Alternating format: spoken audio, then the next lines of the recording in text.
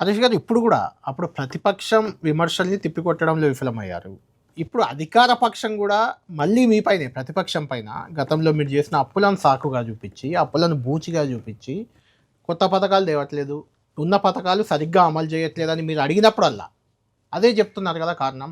C ఆ విషయంలో అప్పుల విషయంలో శాసనసభ సాక్షిగానే తిప్పికొట్టిన నేను 7,00,000 కోట్లు 8,00,000 కోట్లు అంటే అన్ని కార్పొరేషన్ అప్పులు, ప్రభుత్వం గ్యారంటీ ఇచ్చిన అప్పులు, ప్రభుత్వం తీసుకున్న అప్పులు 10 ఏళ్ళవి అన్నీ కలిపి 4,24,000 కోట్లు మాత్రమే. ఆర్బీఐ చూస్తే 280 ఉంటుంది, కానీ ప్రభుత్వ రంగ సంస్థలు గ్యారంటీలు అన్ని తీస్తే కూడా 4,24.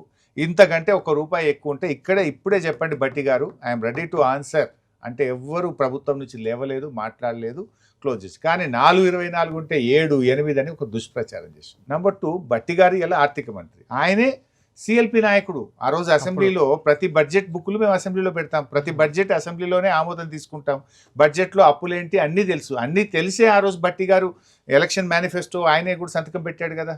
బట్టి గారే చెప్పిండు కదా, కాంగ్రెస్కు అపారమైన అనుభవం ఉంది, డబ్బులు ఎలా సంపాదించాలో తెలుసు, మేము చెప్పిన ప్రతి పథకం అమలు చేస్తామని చెప్పి ఆ రోజు ప్రజలకు గ్యారంటీ కార్డుల మీద సంతకాలు పెట్టి పంచేది కదా. తెలియక కాదు, అన్నీ తెలిసి సభానాయకుడిగా ఉండి ప్రతి బడ్జెట్ను కూడా మాట్లాడి ప్రసంగించిన బట్టి గారే చెప్పిండు. అంటే ఇవాళ ఏంది తప్పించుకునే ప్రయత్నం, మేము అడ్డగోలుగా చెప్పినాము అని ఇప్పుడు బీఆర్ఎస్ నెపం పెట్టి తప్పించుకుందాం అనుకుంటున్నారు. అది ప్రజలు మనకంటే తెలివైన వాళ్ళు. బట్టి గారు తెలియదు, చిన్నపిల్లగాడ.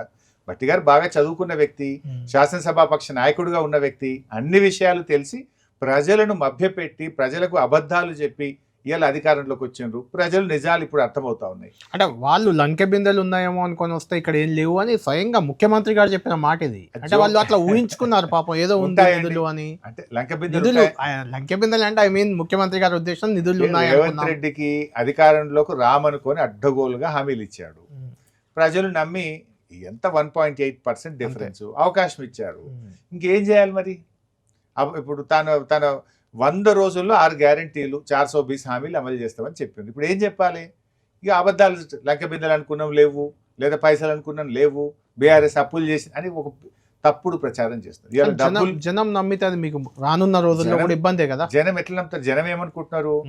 కరోనా వచ్చినా పాపం ఏం చేసిండు కేసీఆర్ గాని రైతు బంధు ఆపలేదు, రైతు బీమా అమలు చేసిండు. ఈయనకి కరోనా లేదు, ఏం లేదు, 3 సార్లు రైతు బంధు ఎగ్గొట్టిండని ఇలా సామాన్య రైతులు మాట్లాడుకుంటున్నారు కదా. ఇవాళ మేజర్ కమ్యూనిటీ మన తెలంగాణలో ఫార్మర్స్.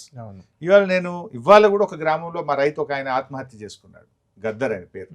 ఆయన ఇలా ఆత్మహత్య చేసుకుంటే నారాయణరావుపేట గ్రామానికి పోయించిన 45 రోజులు వడ్లు కొనలేదు,